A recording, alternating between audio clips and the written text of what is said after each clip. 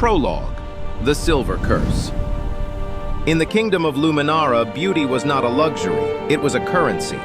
To be born with skin that glowed like sun-warmed honey was to be destined for the high courts. To be born with hair that flowed like spun gold was to be chosen by the gods. But Rhea was born with a mark that made people cross the street to avoid her shadow. Across the left side of her face, stretching from her temple down to her jaw, was a jagged, shimmering map of silver scars. They weren't the dull pink of healed flesh. They were bright, metallic, and cold to the touch, as if someone had poured molten starlight directly onto her skin. "Don't look at me," her father, Duke Alaric, would hiss whenever he entered the room. "You are a stain on this family's legacy, a reminder of a night that should have remained in the ashes." Rhea lived in the cellar of the great estate, a place where the sunlight couldn't reach her, and more importantly, where the guests wouldn't have to see her. While her sister Calla was draped in silks and paraded before suitors as the golden princess of the realm, Rhea spent her days mending Calla's torn hems and polishing the very mirrors she was forbidden to look into. "Is it ready yet, you freak?" Freak. Calla's voice rang out from the top of the stairs. Rhea pulled the hood of her coarse gray cloak lower, hiding her face as she ascended with the evening gown. Calla stood in the center of her vanity room, a vision of perfection that made Rhea's chest ache with a familiar, hollow pain. "I finished the embroidery, Calla," Rhea whispered, her voice raspy from lack of use.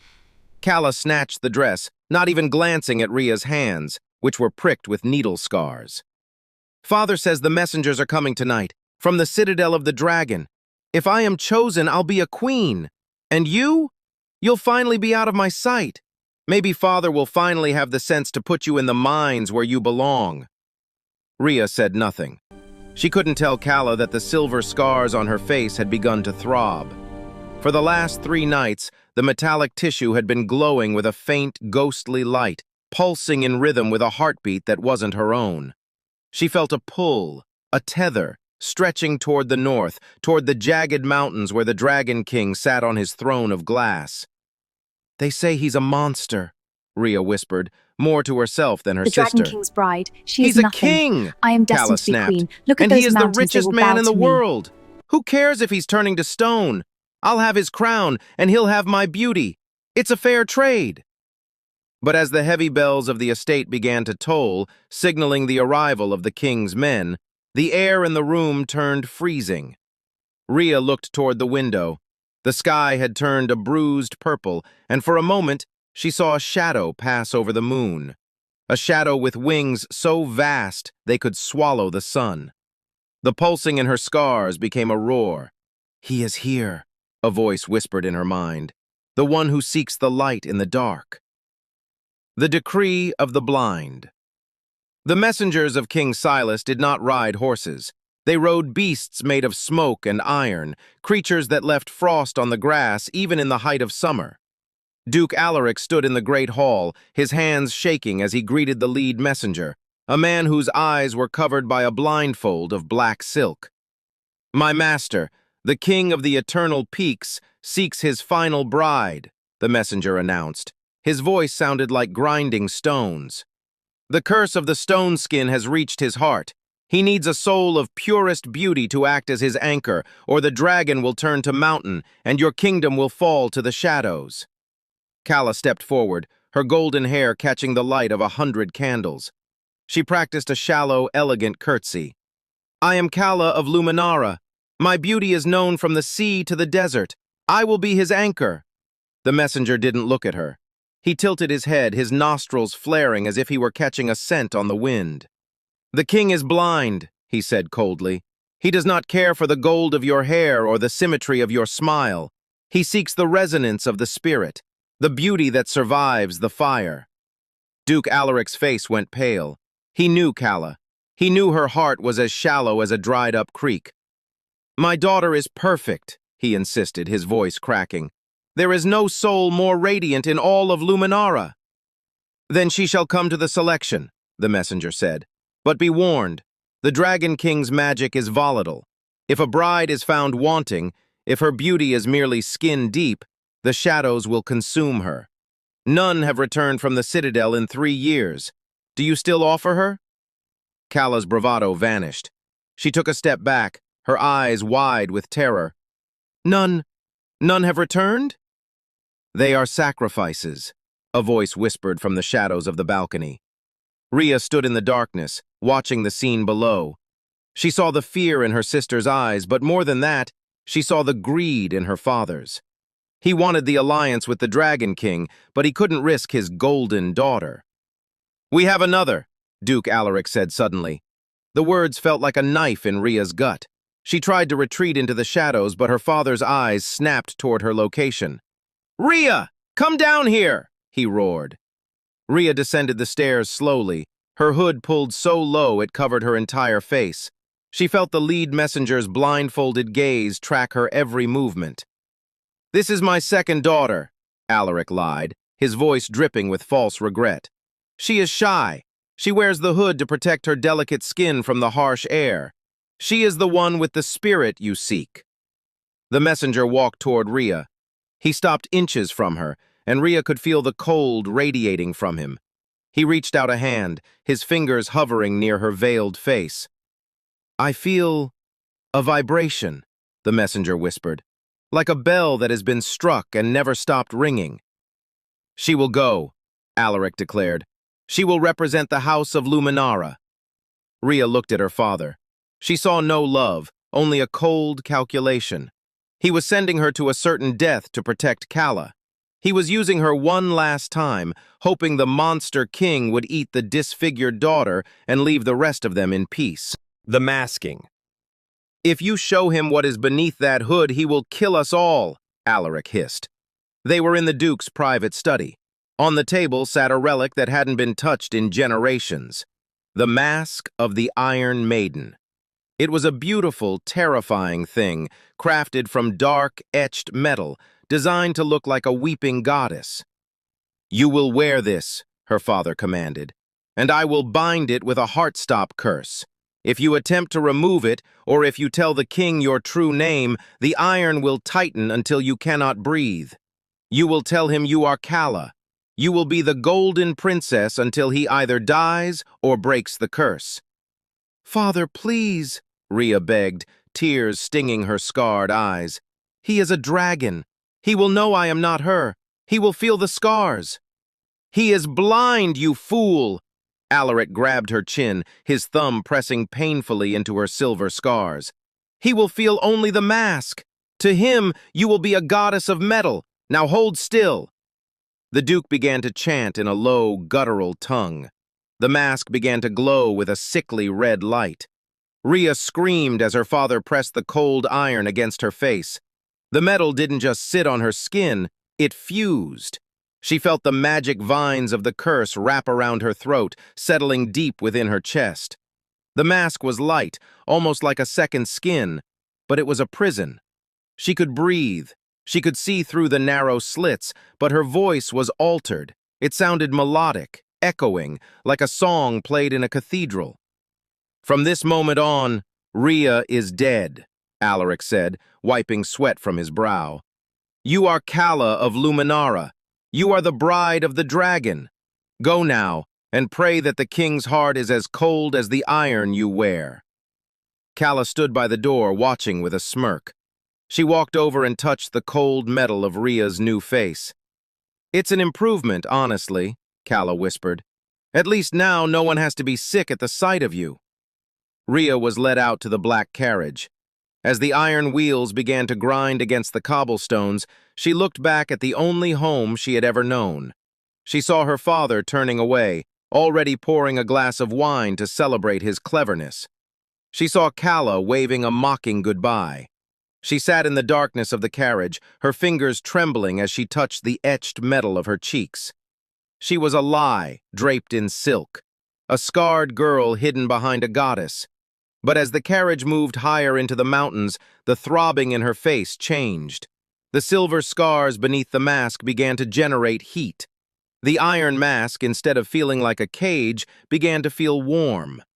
The king is not the only one with a curse, Rhea thought, and perhaps a monster is the only one who can truly see a ghost. The selection of the dragon. The citadel of the dragon was a fortress of glass and obsidian, perched so high that the clouds drifted through the open hallways. Rhea stood in a line with 9 other women. They were all princesses, all chosen for their legendary beauty. There was the princess of the sands, whose skin was like silk, the lady of the forest, who smelled of jasmine, and the duchess of the sea with eyes like emeralds. And then there was Rhea. She stood at the end of the line, dressed in a gown of heavy midnight blue velvet. Her iron mask glittered under the moonlight that poured through the vaulted ceiling. The other women whispered behind their fans, their voices sharp with disdain. "Why is she wearing a mask? I heard she was so beautiful that her father feared the sun would go blind if it saw her." "Lies. She is likely hideously scarred. Why else would the Duke of Luminara hide his daughter's face?" Rhea kept her back straight, her hands folded in her lap. She didn't care about their whispers. Her entire being was focused on the heavy, thudding footsteps echoing from the grand staircase. Thump, thump, thump. It sounded like the beat of a drum made of solid rock. King Silas emerged from the shadows. The breath caught in Rhea's throat. He was taller than any man she had ever seen, his shoulders broad and draped in a cloak of black dragon scales. His face was a masterpiece of harsh lines and rugged beauty, but as her eyes traveled down his neck, she saw it. The curse. His right arm was no longer flesh. It was solid gray stone, the texture of a mountain crag. The stone moved with him, stiff and heavy, the joints grinding with a sound that made the other princesses flinch. Half of his chest was encrusted in the same gray rock, spreading toward his heart like a slow-moving lava flow. His eyes were a piercing, translucent silver, clear as a winter sky, but they moved with the aimless drift of the blind. He didn't speak. He walked the line of women, stopping in front of each one. He didn't touch them. He leaned in, his nose brushing against the air near their necks, his silver eyes fixed on a point far beyond them. He reached the Duchess of the Sea. She trembled, her perfume filling the air. Silas lingered for a moment, then moved on, his expression one of bored disappointment. "Too much salt," he murmured, his voice a deep, resonant rumble. "No soul, only ego." One by one he dismissed them. The Princess of the Sands was hollow. The Lady of the Forest was fading. Finally he stopped in front of Rhea. The other women held their breath. Rhea felt the iron mask grow hot against her skin. The silver scars beneath were screaming now, the light of them threatening to spill out from the edges of the metal. Silas didn't lean in to smell her. He froze. His sightless eyes seemed to lock onto the narrow slits of her mask. Slowly his stone hand rose. The princesses gasped as his heavy, rocky fingers reached out, but he didn't touch the iron. He stopped his hand an inch away from her heart. Rhea felt a shock of electricity jump from his fingers to her chest. It wasn't painful. It was a homecoming. "You," Silas whispered. His voice wasn't cold. It was full of a sudden, desperate hunger. "The Duke said his daughter was a creature of gold and sunlight," Silas said, his hand trembling. "But you don't smell like the sun. You smell like a forest after a fire. You smell like silver and survival." He took a step closer, his massive frame towering over her. "Why do you hide behind iron, little bird? Is it because you fear I will see your beauty, or because you fear I will see your pain?" Rhea couldn't answer. The heart-stop curse tightened around her throat, a warning. "If you speak your name, you die." "I will take her," Silas announced, his voice booming through the hall. The court erupted in a chorus of shocked protests. The Duchess of the Sea stepped forward, her face red with anger. "Your Majesty, you choose the one who hides her face? You choose a girl in a cage of iron over us." Silas turned his sightless gaze toward the crowd, and his aura flared, a wave of dark, heavy power that sent the princesses staggering back. "I do not choose based on what eyes can see," Silas growled. "I choose based on what the stone can feel. And this woman, she is the only one in this room whose heart beats with enough fire to keep me from turning to dust." He turned back to Rhea and reached out his left hand, the one that was still flesh. It was warm, calloused and strong. "Come, Calla of Luminara," he said, using the name she had been forced to steal. "Let us see if you are the savior I have been waiting for, or if you are simply another beautiful lie sent to watch me die." Rhea placed her hand in his. As their skin met, the silver scars on her face erupted in a blinding hidden light beneath the mask. She wasn't Calla. She wasn't beautiful. She was a scarred, broken girl who had just been claimed by a king of stone. But as Silas led her toward the dark heart of his castle, Rhea realized something that terrified her more than the Dragon King himself. She didn't want to leave. For the first time in her life, she felt like someone was actually looking at her, even if he was blind. The Palace of Glass. The citadel of the dragon was not a home. It was a monument to frozen time. Every corridor was lined with mirrors of black glass, and every window looked out onto a landscape of jagged peaks and eternal snow. For Rhea, it was a beautiful nightmare. She sat at the edge of a massive silk-draped bed in the queen's chambers, her fingers tracing the cold, etched iron of her mask. Since their arrival, King Silas had been a ghost in his own palace. He would appear for dinner, eat in a silence so heavy it felt like lead, and then disappear into the North Tower, the place where the wind howled like a wounded beast. "Your Majesty," a soft voice whispered. Rhea jumped. Standing at the door was a servant, or what passed for one in this realm. The woman was made entirely of swirling gray mist, her eyes two glowing embers of purple light. "I have brought your evening tea," the shadow servant said. She set the tray down with a hand that left no fingerprints on the silver. "And a message from the king. He requests your presence on the terrace. He says the stars are loud tonight." Rhea's heart hammered. "The stars are loud?" "He is blind to light, Your Majesty," the servant replied, her voice like the rustling of old parchment. "But he hears the vibrations of the spheres. He says you have a similar frequency. He wishes to know if you can hear them too." Rhea stood, smoothing the skirts of her heavy indigo gown. She followed the servant through a labyrinth of glass halls. Every time she passed a mirror, she flinched. The iron mask looked back at her, its weeping goddess face frozen in eternal sorrow. Beneath it, her silver scars were itching, a slow, crawling heat that made her want to claw at the metal. She found Silas standing on the edge of a precipice, his back to the castle. The wind whipped his black cloak around him, and in the moonlight, his stone arm looked like a jagged piece of the mountain itself. The gray rock had crept further up his neck since the selection, the cracks in the stone glowing with a faint, sickly green light.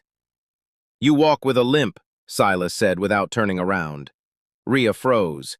She had tried so hard to hide the stiffness in her left leg, the result of the cellar door her sister had slammed on her years ago. "It is nothing, Your Majesty," she said, her voice echoing musically through the mask. "Do not lie to a man who lives in the dark, Calla," Silas growled. He turned to face her, his silver eyes fixed on the space above her head. "I hear the way your weight shifts. I hear the hesitation in your pulse. Why does a golden princess of Luminara walk like a girl who has been beaten by life?" Rhea gripped her skirts. The heart-stop curse flared in her throat, the iron mask tightening slightly. "You are Calla. You must be Calla." I fell as a child, Your Majesty," she lied, her voice trembling. "In the royal gardens, among the roses." Silas walked toward her, his heavy stone boots grinding against the glass floor.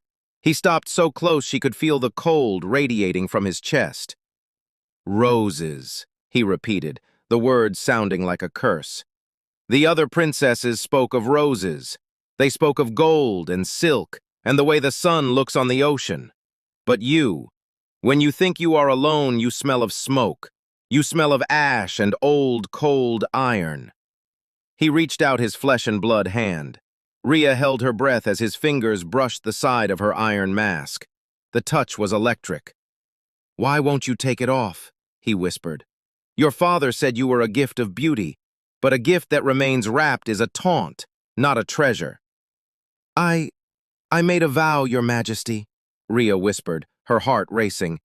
To remain veiled until the king's curse is broken, a sacrifice of my own vanity for your health. Silas laughed, a bitter, jagged sound. Vanity? You think I care for vanity? I am turning into a statue, little bird. I am becoming a part of the earth, and yet you think I need a pretty face to look at? I need a soul that doesn't shatter when the night gets long. He pulled his hand away, his expression darkening. Go back to your room. If you are to be my queen, you should learn that in this castle, truth is the only currency I value. And so far, you are a very poor woman. As Rhea walked away, she felt his sightless gaze burning into her back. She wasn't just a prisoner of the mask anymore. She was a prisoner of his curiosity. And she knew, with a terrifying certainty, that if Silas ever found the truth, he wouldn't just kill her father. He would destroy her for being the one who made him believe in warmth again. The resonance of truth. A week passed, and the silence between them began to soften.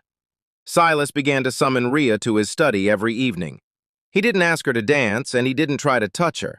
Instead, he sat in his massive velvet chair, his stone arm resting on the table like a discarded weapon, and he asked her to describe things. Describe the color blue, he commanded one night. Rhea sat on a low stool near the fire. She thought of the sky above the coal mines where she used to hide. It isn't just one thing, Your Majesty. There is the blue of the deep ocean, which feels heavy and cold, like a secret you can never tell. And then there is the blue of a flame's heart, the part that is so hot it turns pale, like the gasp of a dying star. Silas went very still. The gasp of a dying star, he repeated softly. The others said blue was the color of sapphire jewelry. They said it was the color of a summer dress. Blue is a feeling, Your Majesty, Rhea said, forgetting for a moment to be Calla. It is the color of loneliness when the sun goes down. Silas turned his head toward her. For the first time, the harsh lines of his face seemed to relax. And what of silver? What does silver feel like? Rhea flinched. She felt the silver scars on her face pulse beneath the iron. Silver is sharp, she whispered. It is the color of a blade, but also the color of the moon. It is beautiful, but it is a beauty that comes from being burned. You cannot have silver without the furnace. Silas stood up, his stone joints creaking. He walked toward her, his movements more fluid than they had been days ago. You are a strange creature, Calla of Luminara. You speak like a poet, but you have the hands of a servant. He reached out and took her hand before she could hide it. His thumb brushed over the small needle-prick scars on her fingertips, the marks of years of mending Calla's clothes. These are not the hands of a princess, Silas said, his voice dropping to a dangerous whisper. A golden princess does not have calluses. A golden princess does not have the scent of a cellar clinging to her hair. The iron mask tightened. The heart-stop curse began to pulse in Rhea's chest, a dull, warning throb. Danger. Truth is death. I enjoy embroidery, Your Majesty, Rhea stammered. It calms my mind. Silas didn't let go of her hand.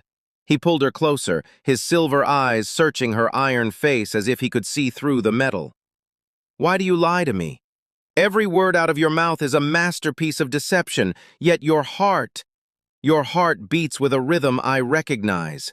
It beats like mine, like something that has been forgotten in the dark. Your Majesty, please, Rhea whispered, her breath hitching. Tell me one thing that is true, Silas pleaded. His voice was no longer that of a king. It was the voice of a man who was starving for a single honest word. One thing that isn't part of the script your father wrote for you. Rhea looked into his sightless eyes. She saw the cracks in his stone skin, the pain he hid behind his arrogance. She forgot the curse. She forgot the mask. I am afraid, she whispered. Silas froze. I am afraid that if you see me, you will realize I am exactly what they say I am, she continued, the words spilling out like blood from a wound.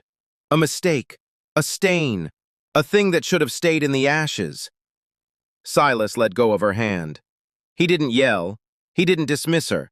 He simply reached out and touched the weeping goddess on her mask, his fingers tracing the iron tears. "We are all stains, little bird," he said quietly. "Some of us just have the luxury of hiding them behind iron. Others have to wear them as stone." That night, for the first time, Rhea didn't feel like an imposter. She felt like a mirror. And as she lay in her bed later that night, she realized that she was no longer afraid of the Dragon King. She was afraid of the day he would stop being blind, because on that day, she would lose the only person who had ever truly seen her. The first touch. The disaster happened on a Tuesday, when the moon was a sliver of ice in the sky. Rhea was reading to Silas in the great library when he suddenly collapsed. A sound like a cracking mountain echoed through the room as Silas fell from his chair, his body seizing. "Silas!" Rhea cried out, dropping the book. She ran to him, and her heart nearly stopped. The stone curse had surged. It was no longer just his arm and chest. The gray, jagged rock was erupting across his neck, climbing toward his jaw. His flesh was turning to cold, hard granite before her eyes. "Get back!" Silas groaned, his voice sounding like grinding gravel. "The magic. It's volatile. You'll be caught in the shift." He was trembling, his left hand clutching at his throat as the stone began to choke him. The air in the room was swirling with dark, violet energy, the weight of it so heavy Rhea could barely breathe. "I won't leave you!" Rhea shouted. She reached for his stone hand, but the moment she touched it, a shock of agony threw her back. The stone was freezing, a supernatural cold that threatened to turn her blood to ice. Silas screamed, a sound of pure, unadulterated pain. The cracks in his stone skin began to glow with a violent green light, and the gray rock started to spread down his legs. He was becoming a statue. In minutes, he would be gone forever.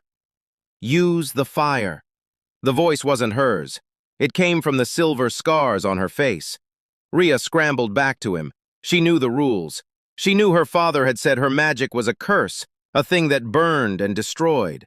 But as she looked at Silas, she didn't see a king. She saw the man who had asked her what blue felt like. "I don't care what happens to me," Rhea whispered. She reached out and grabbed his stone arm with both hands. The iron mask on her face instantly turned red hot. The heart-stop curse screamed in her blood, the iron vines tightening around her throat until she saw spots of light. "Stop! You are not allowed to be yourself! Stop!" Rhea ignored the pain. She pressed her masked face against his stone chest. She channeled everything she had, every bit of the heat that had lived in her scars for years, every bit of the fire she had been told to hide in the cellar. "Take it!" she sobbed. "Take the fire! Don't let the stone win!" Beneath the iron mask, her silver scars erupted. They didn't just glow, they burned with a brilliant molten light that was hotter than a forge. The silver magic poured out of her, through the iron of the mask, and into Silas's body. The effect was instantaneous. The gray stone began to hiss. The cracks in his skin turned from sickly green to a blinding, pure silver. Rhea watched, gasping for air, as the rock began to soften. It didn't just recede, it melted, turning back into warm, living flesh. The stone on his neck vanished. The rock on his chest dissolved. Even his arm, the limb that had been stone for a decade, began to show the pink of new skin beneath the receding gray. The violet energy in the room snapped, then vanished. Silas gasped, a deep, lung-filling breath, and slumped against Rhea. He was shaking, his skin radiating a heat that was almost too much to bear. Rhea pulled back, her chest heaving. The iron mask was still hot, her skin beneath it raw and stinging. The heart-stop curse was slowly retreating, satisfied that she hadn't spoken her name, but the damage was done. She had shown her power. Silas opened his eyes. They were no longer clear silver. For a fleeting second, they were a deep, burning amber before they faded back to their sightless mist. He reached up, his left hand, now entirely flesh, finding her masked face. He didn't just touch it, he gripped it, his thumb catching on the edge where the iron met her skin. What did you do?" he whispered. His voice was clear, the gravelly rasp gone. I held you, Rhea lied, her voice shaking. No, Silas said, his grip tightening. He pulled her closer until their foreheads were touching. The stone. It's gone, Calla. For the first time in 10 years, I can feel the wind on my arm. But it wasn't the golden light of a phoenix. It was something else, something older. He leaned in, his nose brushing the iron of her mask. You aren't a phoenix of the sun, he murmured, his breath warm against her lips. And you aren't Calla. Rhea froze. I don't know who you are, Silas said, his silver eyes narrowing as if he could almost see the outline of her through the metal. But the stone didn't just melt. It recognized you. It called you mate. The sisters' greed. In the kingdom of Luminara, greed was a sickness that lived in the marrow of the bone.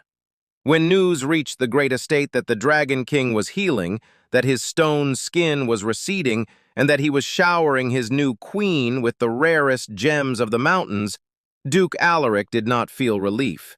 He felt an opportunity. And Calla? Calla felt a burning, poisonous rage. She has my jewels, Calla hissed, throwing a crystal vase against the wall of her vanity room. She is sitting on a throne of glass, wearing my silk, sleeping in my bed. That disfigured rat should be rotting in a dungeon, not playing queen. Quiet, daughter, Alaric said, his eyes glinting with a dark, calculated light. The king is blind, but he is not a fool. If Rhea has healed him, it means her magic is stronger than we suspected. But magic can be stolen, and a king's favor can be redirected. They arrived at the citadel a week later, under the guise of a family visit to celebrate the king's recovery. Rhea stood at Silas's side in the great hall, her iron mask gleaming. She felt the moment her family stepped through the doors. The air seemed to sour, the scent of jasmine and rot following them into the room. Your Majesty, Alaric said, bowing low, we have come to see our beloved Calla, to see the miracle she has performed. Silas sat on his throne, his hand, now warm flesh, resting on the armrest. He didn't rise. Your daughter is a marvel, Duke. She has done what 100 healers could not. Calla stepped forward, her golden hair perfectly coiffed, her gown a blinding shade of yellow. She looked at Rhea, and for a second, her eyes flashed with such pure hatred that Rhea felt the iron mask vibrate. Sister, Calla cooed, her voice dripping with false sweetness, how strange it is to see you so covered. Does the king still require you to wear that dreadful thing? Or are you simply hiding the truth from him? Rhea's heart hammered against her ribs. The heart-stop curse tightened around her throat, a cold iron warning. Do not speak. Do not reveal. She wears it by choice, Silas intervened, his voice cold. A vow of sacrifice, one that you, Lady Calla, seem to know nothing about. Calla laughed, a sharp, tinkling sound. A vow? Is that what she told you? Oh, Your Majesty, you have been so terribly deceived. Silas went very still. The temperature in the room dropped. Explain yourself. The woman standing beside you, Alaric said, stepping forward to stand next to his daughter, is not Calla. She is Rhea, my youngest, the one we kept hidden not out of love but out of mercy. She is a creature of shadows, Your Majesty, a disfigured girl who stole her sister's place to escape the consequences of her own crimes. Rhea staggered back, her hand flying to her iron throat. Lies, Silas growled, his stone flesh hand clenching into a fist. I have felt her soul. I have felt the warmth of her magic. She is a thief of warmth, Calla shouted, pointing a finger at Rhea. She burned me! Look! Calla pulled back her sleeve to reveal a faint red mark on her arm, a mark she had likely made herself with a hot iron that morning. She is a monster, Your Majesty. She wears that mask because beneath it lies a face that would turn your stomach. She used her dark fire to trick your heart. She isn't your mate. She is your parasite. Rhea looked at Silas. She wanted to scream. She wanted to tell him that she was the one who had described the blue of the ocean to him, that she was the one who had held him while the stone tried to take his life. but the curse held her tongue. The iron mask felt like it was shrinking, crushing her jaw, making it impossible to breathe. "Calla?" Silas asked, his voice suddenly small. He reached out his hand into the empty air toward Rhea. "Tell me they are lying. Tell me your name." Rhea opened her mouth. Her heart skipped a beat. Then another. The iron vines in her chest twisted, a searing agony that brought her to her knees. Rhea gasped. The curse snapped tight. Rhea fell to the floor, clutching her chest, a muffled scream escaping the slits of her mask. "Look at her!" Calla cried, stepping over her sister. "She can't even say her own name, because it isn't hers to say." Silas stood up, his face a mask of shock and dawning horror. "If you are my mate, if you are the truth, remove the mask. Now!" The unveiling. The great hall fell into a silence so absolute it felt like the world had stopped breathing. Rhea lay on the glass floor, her fingers clawing at the edges of the iron goddess on her face. The heart-stop curse was in full bloom now, a rhythmic, agonizing squeeze of her heart that made her vision blur. "Remove it!" Silas commanded again. His voice was no longer that of a lover. It was the voice of a judge. "She can't," Alaric said, his voice smooth and cold. "The mask is bonded to her shame. It will only come off if she admits her treachery." Rhea looked up at Silas. She saw the doubt in his silver eyes. She saw the way his hand was trembling, the hand she had healed. "Silas," she managed to whisper. The word was a melody of pain. "Your Majesty," Calla said, walking closer to the king, her scent of heavy jasmine cloying the air. "I am the one you chose. I am the one with the golden soul. She is just a shadow that tried to stand in the light. Give her to us. We will take her back to the cellar where she belongs, and I will take my rightful place at your side. I will heal the rest of you. Truly." Silas didn't look at Calla. He was focused on the sound of Rhea's labored breathing. "I felt fire," Silas whispered, more to himself than anyone else. "When she touched me, the stone melted. No shadow can do that." "It was a trick!" Alaric shouted. "A temporary illusion! Look at your arm, Your Majesty. Is it truly healed? Or is it merely waiting for her to drain more of your life?" Silas looked down at his arm. Whether by coincidence or the power of Alaric's suggestion, a small patch of gray, jagged stone began to reappear on his wrist. Silas let out a jagged, heartbroken breath. "Is it true?"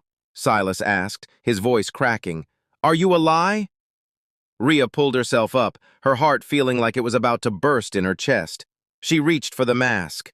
She gripped the cold iron, and with a scream of pure defiance, she tried to rip it from her skin. The heart-stop curse surged. Rhea's body went rigid. A shock of red, magical lightning arched across the metal. She felt her heart stop for 1, 2, 3 seconds. The iron goddess on her face didn't move. It was fused to her soul. She collapsed back onto the floor, her eyes rolling back in her head. "She is a demon!" one of the court advisors shouted. "Look at the dark magic! She is trying to kill herself to avoid the truth!" Silas took a step back, his face hardening into a mask of cold Dragon King fury. The blindfold of his heart had been pulled tight. "I have spent my life in the dark," Silas said, his voice echoing through the hall like a death knell. "I have fought monsters, and I have fought the earth itself. But I will not be made a fool of by a girl with a piece of iron and a silver tongue." He turned away from her, his black cloak swishing like a scythe. "Take her," Silas commanded. "Your Majesty!" Calla cried, her face lighting up with triumph. "You mean she is ours?" "No," Silas said, his voice freezing the air. "She is a prisoner of the Citadel. If she is a thief, she will stay in the dark until she confesses. And if she is a monster, then she will be given the monster's end." "Silas, no!" Rhea managed to choke out. The king didn't look back. "Guards, take the impostor to the north dungeon. Chain her to the wall where the sun never reaches. And bring me the Princess Calla. Let us see if the golden light can fix what the shadow has broken." The Dragon's Wrath. The north dungeon was a place where the walls wept ice. Rhea sat on the cold stone floor, her wrists bound in heavy iron shackles that suppressed her magic. The mask felt heavier than ever, the iron tears of the goddess pressing into her skin like needles. She was alone, truly alone. Every few hours she would hear the sound of the king's footsteps in the corridor outside. He wouldn't come in. He would just stand there, his shadow falling across the bars of her cell. "Why won't you just tell me the truth?" he asked one night, his voice hollow. Rhea leaned her head against the cold stone. She couldn't speak. Every time she tried to form the words, "I am Rhea, I love you," the heart-stop curse would squeeze her heart until she fainted. Her father had planned it perfectly. She was a bird in a cage, and the only way out was to die. "I want to hate you," Silas whispered through the bars. "I want to believe the Duke. I want to believe the girl with the jasmine scent. But the stone is coming back, Calla, or whoever you are. It's coming back faster than before. It's at my heart now." Rhea's breath hitched. She crawled toward the bars, her chains clanking. She reached out her hand, trying to touch his boot. "Don't!" Silas snapped, pulling away. "Don't touch me with those lying hands!" "Silas," she whispered. "She tried to heal me today," Silas said, a bitter laugh escaping him. "The real Calla. She put her hands on my arm and she sang a song of the sun. Do you know what happened? Nothing. The stone grew. It grew until I couldn't breathe. She is beautiful to the touch, but she is as cold as the mountain. And yet, the Duke says it is because you have cursed me, that your shadow magic is blocking her light." Rhea shook her head frantically. "If you don't unmask by tomorrow morning," Silas said, his voice flat and final, "I am to be married to Calla. The Duke says the union will break the curse. And you will be executed as a witch." He turned to leave. "Wait!" Rhea screamed, the word tearing at her throat. Silas stopped. "Describe silver," she whispered, her voice a broken melody. Silas froze. "You asked me what silver felt like," she continued, tears streaming beneath the iron mask.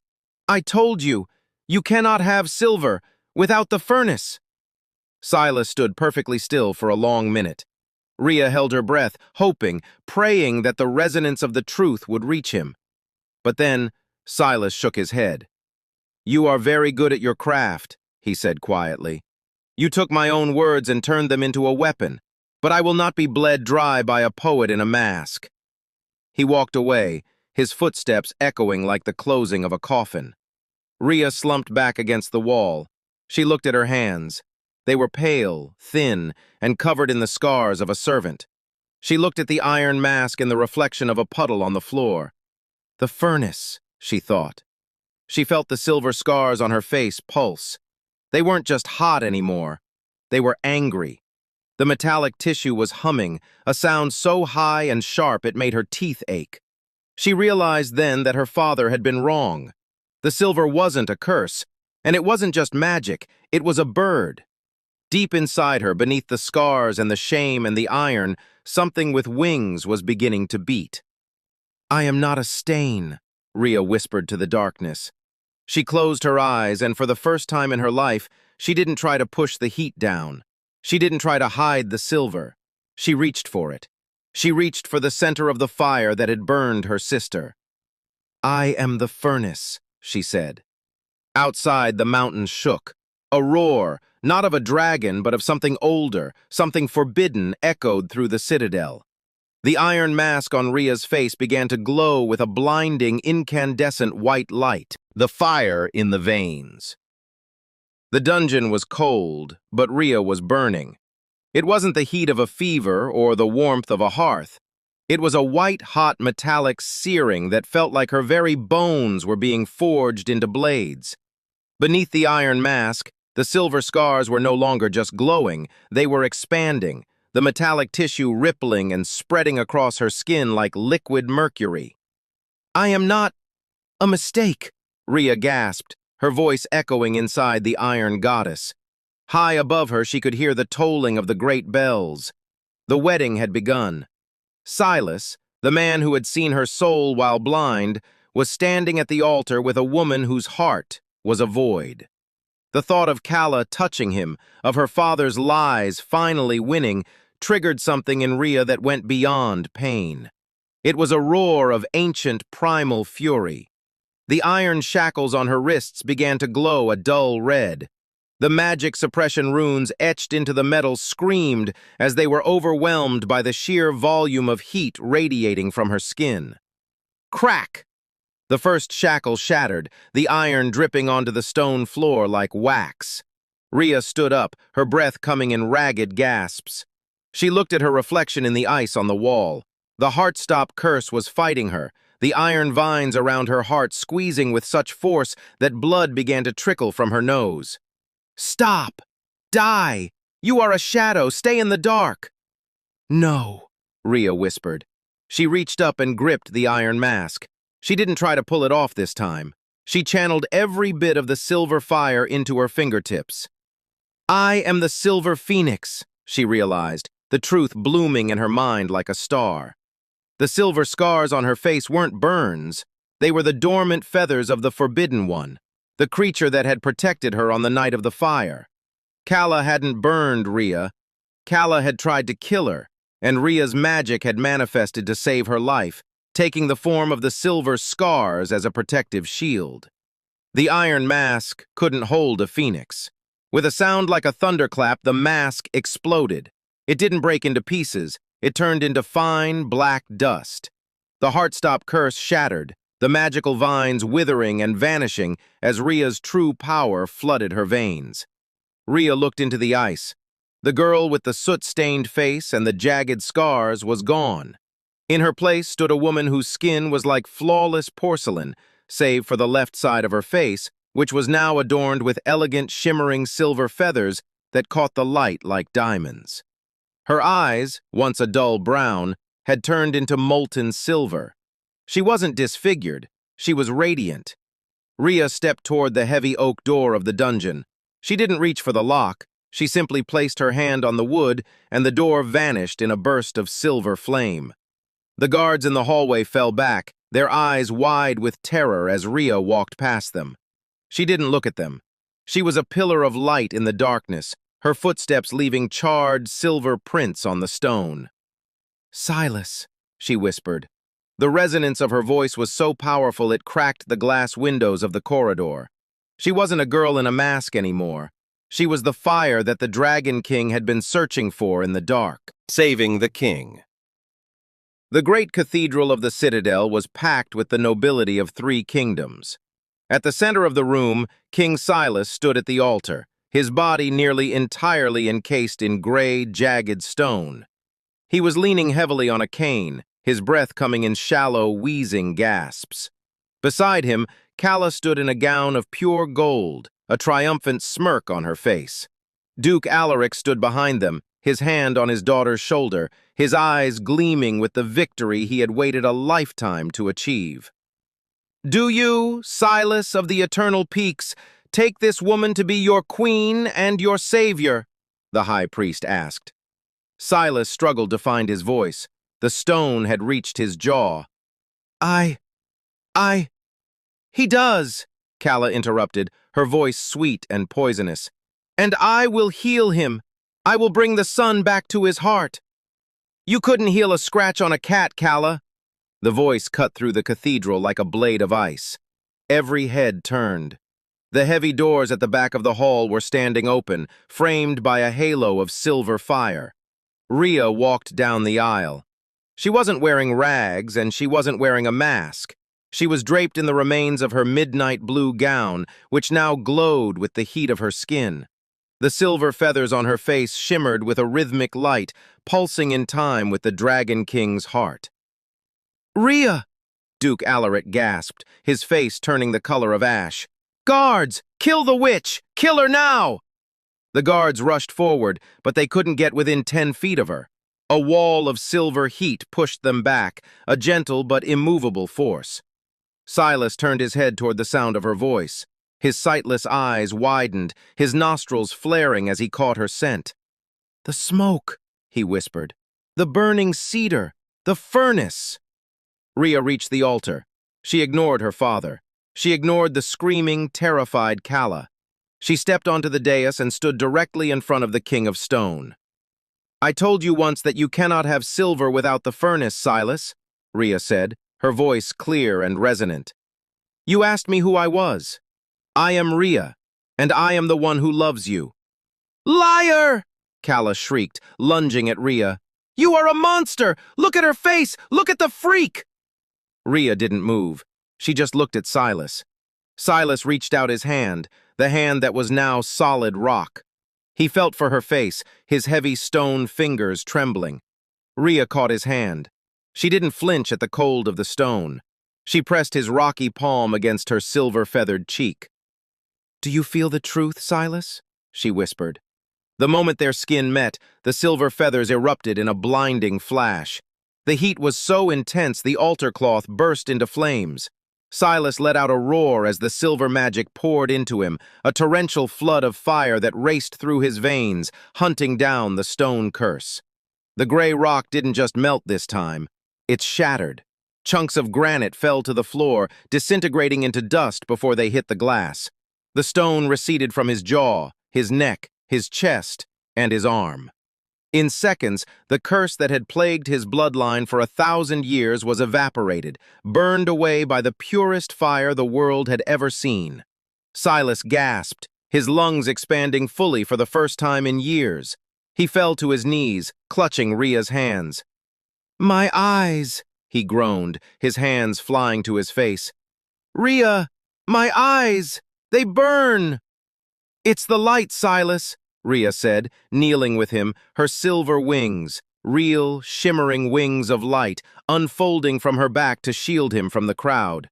"Don't be afraid, just look at me." Silas slowly lowered his hands. He opened his eyes.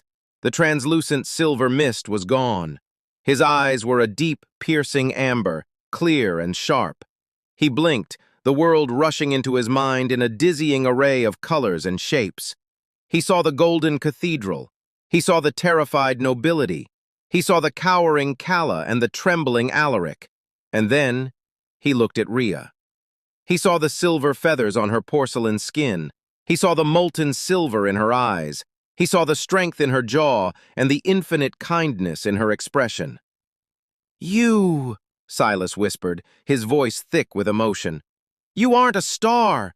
You're the whole damn sky." The golden dawn. The silence that followed was broken only by the sound of Duke Alaric trying to scramble toward the exit. "Stop him," Silas commanded. His voice was no longer that of a dying man. It was the roar of a dragon king who had found his sight. The guards, seeing the king fully healed and radiating power, didn't hesitate. They crossed their spears in front of the Duke and Calla. Silas stood up, pulling Rhea with him. He didn't let go of her hand. He turned his gaze toward Alaric, his amber eyes burning with a terrifying light. "You sent me a girl in a mask," Silas said, his voice echoing through the rafters. "You told me she was a monster. You told me the girl with the jasmine scent was my savior." "Your Majesty, I was only trying to protect the kingdom," Alaric cried, falling to his knees. "Rhea is dangerous. She burned her sister. She is a witch." "I didn't burn her," Rhea said, stepping forward. Her silver wings flared, illuminating the entire cathedral. "I remember that night, Father. I remember Calla locking me in the cellar and setting the straw on fire because she was jealous that Mother loved me more. I remember the silver bird waking up to protect me. You didn't bind my magic to protect the world. You bound it to protect your lie." Calla shook her head, her golden hair disheveled. "No! She's lying! Look at her! She's a freak!" Silas walked toward Calla. He looked at her, really looked at her with his new eyes. He saw the expensive silk, the perfect hair, the gold jewelry. And then he looked at Rhea. "Beauty is a currency in this kingdom, isn't it?" Silas asked the crowd. No one dared to answer. "Then let the exchange rate change," Silas declared. "Lady Calla, you are so fond of your beauty. Let us see how it serves you in the silver mines of the north. You and your father will spend the rest of your days in the dark, where your gold will mean nothing." "No!" Calla screamed as the guards dragged her away. "You can't do this! I'm the Golden Princess!" Silas turned back to Rhea. The anger vanished from his face, replaced by a look of such profound reverence that Rhea felt her breath hitch. He reached out and traced the silver feathers on her cheek. "They called these scars," he whispered. "They called you disfigured." "I used to believe them," Rhea admitted, her voice soft. "They were blind," Silas said. "Even blinder than I was. These aren't marks of shame, Rhea. They are the marks of a queen who walked through fire and didn't break." He turned to the high priest, who was still standing at the altar, clutching his book. "Proceed with the ceremony," Silas commanded. "But change the name. I am not marrying Calla of Luminara. I am marrying Rhea of the Silver Flame. My mate, my equal." The wedding that followed was not one of fear or sacrifice.